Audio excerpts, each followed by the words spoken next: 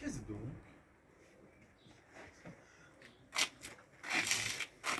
Qu'avez-vous?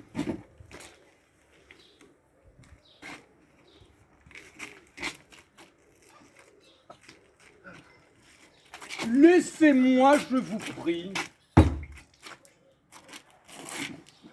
Mais encore, dites-moi, quelle bizarrerie!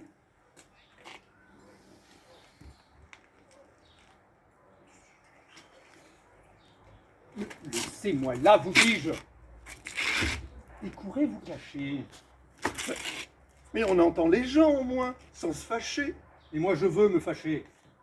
Et ne veux point entendre. Dans vos brusques chagrins, je ne puis vous comprendre. Et quoi qu'ami, enfin, je suis tout des premiers. Moi, votre ami. Rayez cela de vos papiers. J'ai fait jusque d'ici profession de l'être. Et après ce qu'en vous, je viens de voir paraître, je vous déclare net que je ne le suis plus. Et ne veux nulle place en des cœurs corrompus. Je suis donc bien coupable, Alceste, à votre compte? Allez, vous devriez mourir de pure honte. Une telle action ne saurait s'excuser. Que tout homme d'honneur s'en doit scandaliser. Je vous vois accabler un homme de caresses, témoigner pour lui les dernières tendresses, de protestations, d'offres, de serments, à vous charger la fureur de vos embrassements. Hein. Et quand je vous demande après, quel est cet homme?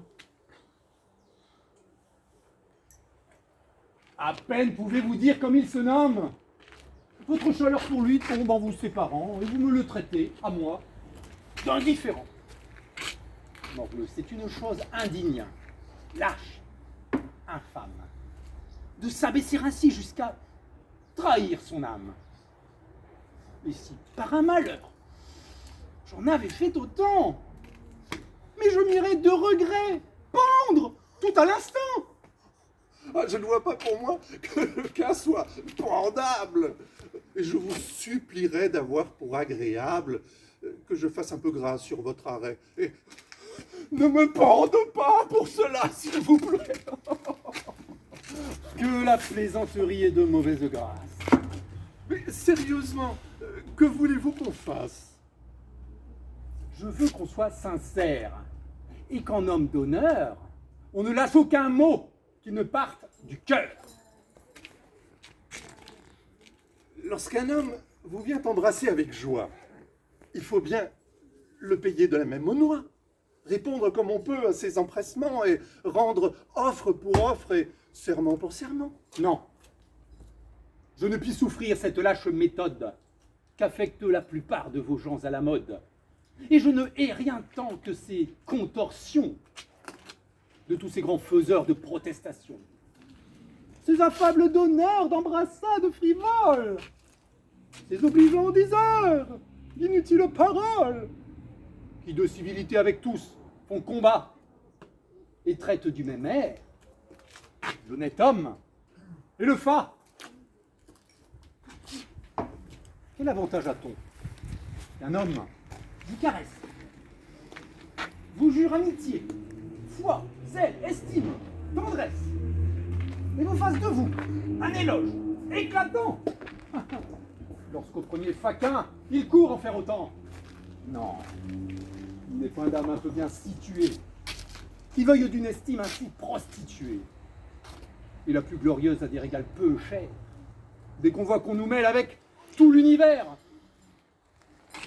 Sur quelques préférences, une estime se fonde, et c'est n'estimer rien qu'estimer tout le monde, puisque vous y donnez dans ces vices du temps. Morbleu, vous n'êtes pas pour être de mes gens. Je refuse d'un cœur la vaste complaisance qui ne fait de mérite aucune différence. Je veux qu'on me distingue. Et pour le trancher net, l'ami du genre humain n'est point du tout mon fait. Mais quand on est du monde, il faut bien que l'on rende quelques dehors civils, que l'usage demande. Mais non, vous dis-je! On devrait châtier sans pitié ce commerce honteux de semblant d'amitié. Je veux que l'on soit homme, et qu'en toute rencontre, le fond de notre cœur dans nos discours se montre. Que ce soit lui qui parle, et que nos sentiments ne se masquent jamais sous de vains compliments.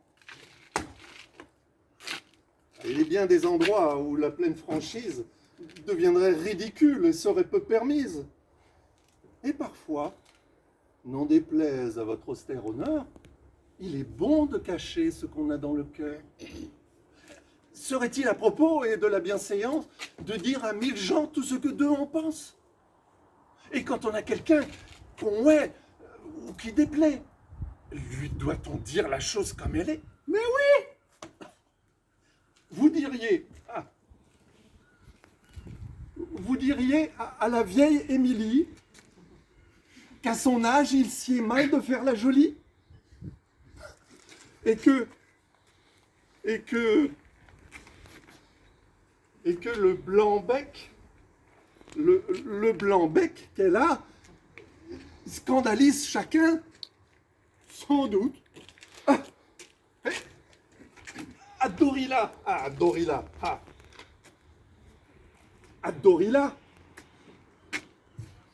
qu'il est importun, et qu'il n'est à la cour, oreille qui ne lasse, à compter sa bravoure et l'éclat de sa race. Mais fort bien! Vous vous moquez. Ah, je ne me moque point, et je vais n'épargner personne sur ce point. Mes yeux sont trop blessés, et la cour, et la ville ne m'offrent rien qu'objet à m'échauffer la bile. J'entre en une humeur noire, en un chagrin profond, quand je vois vivre entre eux les hommes comme ils font. Je ne trouve partout que lâche flatterie, qu'injustice, intérêt, trahison, fourberie. Je n'y puis plus tenir. J'enrage. Et mon dessein est de rompre en visière à tout le genre humain. Ce chagrin philosophe est un peu trop sauvage. Ah, je ris de vos noirs accès, je vous envisage. Et, non, tout de bon, quittez ces incartades. Mais le monde, par vos mains, ne se changera pas. Et puisque la franchise a pour vous tant d'appât, je vous dirai tout franc que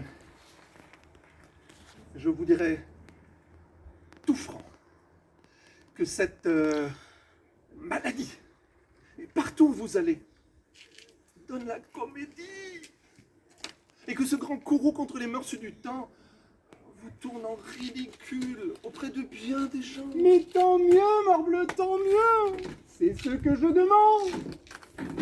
Ce m'est un fort bon signe, et ma joie en est grande.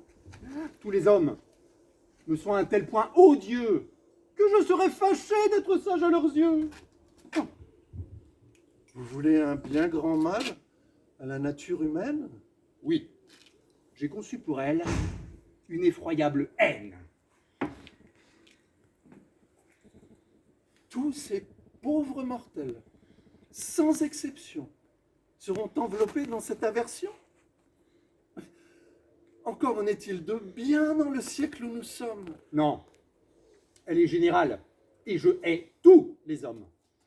Les uns, parce qu'ils sont méchants et malfaisants. Et les autres, pour être aux méchants complaisants, et n'avoir pas pour eux cette haine vigoureuse que doit donner le vice aux âmes vertueuses, loin de cette complaisance.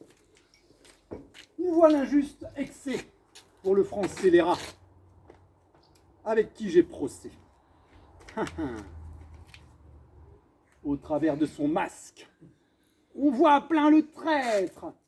Ah, partout il est connu pour tout ce qu'il peut être. Et ses roulements d'yeux, ils sont tout raides aussi, n'impose qu'à des gens qui ne sont point d'ici. On sait que ce qui est plat, digne qu'on le confonde, par de sales emplois s'est poussé dans le monde, et que par eux, son sort de splendeur revêtue, fait gronder le mérite et rougir la vertu. Quelques titres honteux quand tout lion lui donne, son misérable honneur ne voit pour lui personne.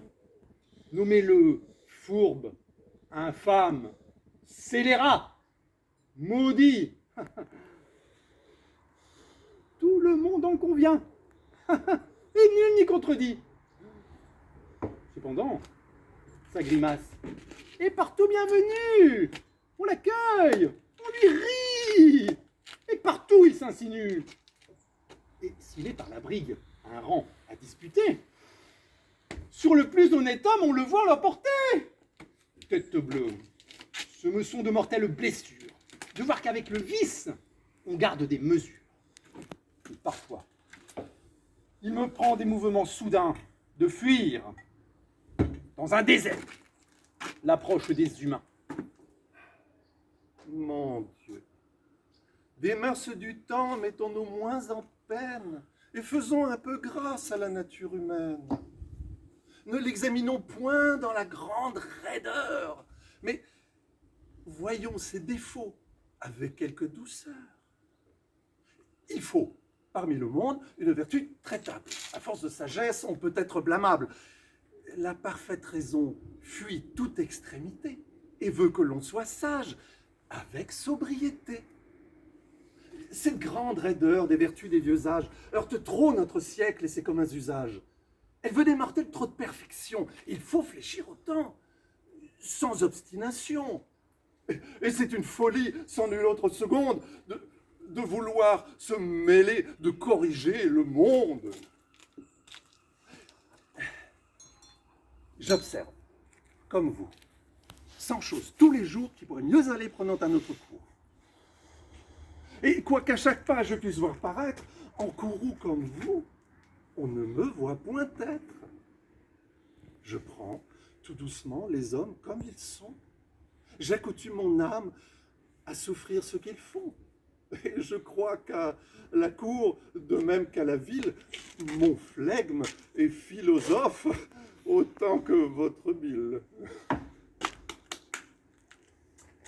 Mais ce flegme, monsieur, qui raisonnait si bien, ce flegme, pourra-t-il ne s'échauffer de rien? Et s'il faut par hasard qu'un ami vous trahisse, que pour avoir vos biens, on dresse un artifice, ou qu'on tâche à semer de méchants bruits de vous, verrez-vous tout cela sans vous mettre en courroux? Oui, je vois tous ces défauts de votre âme murmure comme vice uni à l'humaine nature. Mon esprit, enfin, n'est pas plus offensé de voir un homme fourbe, injuste, intéressé, que de voir des vautours affamés de carnage, des singes bienfaisants ou des loups pleins de rage. Je me verrai trahir, mettre en pièces, voler, sans que je sois... Bon, je ne veux point parler, tant ce raisonnement est plein d'impertinence. Ma foi, vous ferez bien de garder le silence. Et contre votre partie, éclatez un peu moins, et donnez au procès une part de vos soins. Je n'en donnerai pas, c'est une chose dite. Mais qui voulez-vous qui par vous sollicite? Qui je veux? Mais la raison, mon bon droit, l'équité. Aucun juge par vous ne sera visité. Mais non! Est-ce que ma cause est injuste ou douteuse? J'en demeure d'accord. Mais la brigue est fâcheuse. Et Non, j'ai résolu de n'en pas faire un pas. J'ai tort ou j'ai raison. ne vous y fiez pas. Je ne remuerai point. Votre partie est forte et peut, par sa cabale... Il m'importe. Vous vous tromperez. Soit, j'en veux voir le succès. Mais J'aurai le plaisir de perdre mon procès. enfin, Je verrai. dans cette plaidoirie, si les hommes auront assez d'effronterie, seront assez méchants, scélérats et pervers pour me faire injustice aux yeux de l'univers. Quel homme! Je voudrais, m'en coûta-t-il grand-chose, pour la beauté du fait, avoir perdu ma cause. On se rirait de vous, Alceste. Tout de bon si l'on vous entendait parler de la façon. Tant pis pour qui rirait.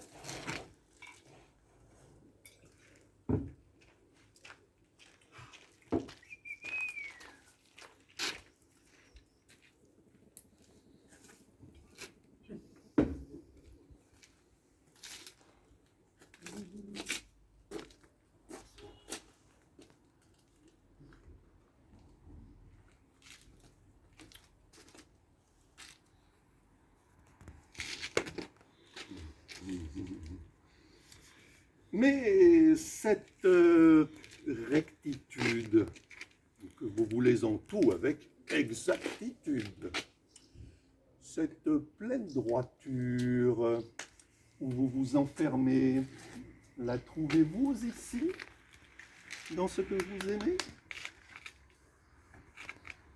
Je m'étonne, pour moi, qu'étant, comme il le semble, vous et le genre humain si fort brouillés ensemble, et malgré tout ce qui peut vous le rendre odieux, vous ayez pris chez lui ce qui charme vos yeux. Et ce qui me surprend encore davantage, c'est ce choix étrange où votre cœur s'engage. La sincère Éliante a du penchant pour vous. La prude Arsinoé vous regarde d'un œil fort doux. Et cependant, à leurs vœux, votre âme se refuse. Tandis qu'en Célien, Célimène l'amuse, de qui l'humeur coquette, l'esprit médisant, semble si fort donné dans les mœurs d'à présent. D'où vient que, leur portant une haine mortelle, vous pouvez si bien souffrir ce qu'en tient cette belle. Ne sont-ce plus défauts dans un objet si doux? Et ne les voyez-vous pas? Ou les excusez-vous? Non. L'amour que je sens pour cette jeune veuve ne ferme point mes yeux aux défauts qu'on lui treuve. Et je suis, quel quart d'heure qu'elle ait pu me donner, le premier à les voir, comme à les condamner. Cependant, avec tout cela, quoi que je puisse faire, je confesse mon faible. Elle a l'art de me plaire. Bon, j'ai beau voir ses défauts, et j'ai beau l'en blâmer. En dépit qu'elle en est, elle se fait aimer. Sa grâce est la plus forte. Et sans doute ma flamme, de ces vices du temps, pourra purger son âme. Si vous faites cela, vous ne ferez pas peu. Vous croyez être, donc, aimé d'elle? Oui, parbleu, je ne l'aimerais pas si je ne croyais l'être. Mais si son amitié pour vous se fait paraître, d'où vient que vos rivaux vous causent de l'ennui? C'est qu'un cœur bien atteint veut qu'on soit tout à lui. Et je ne viens ici qu'à dessein de lui dire tout ce que là-dessus ma passion inspire. Pour moi, si je n'ai qu'à former des désirs, sa cousine Éliante aurait tous mes soupirs. Son cœur, qui vous estime, est solide et sincère, et ce choix plus conforme était mieux votre affaire. Il est vrai, la raison me le dit chaque jour.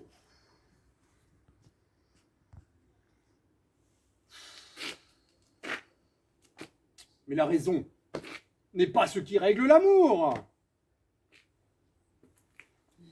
Et voilà la fin.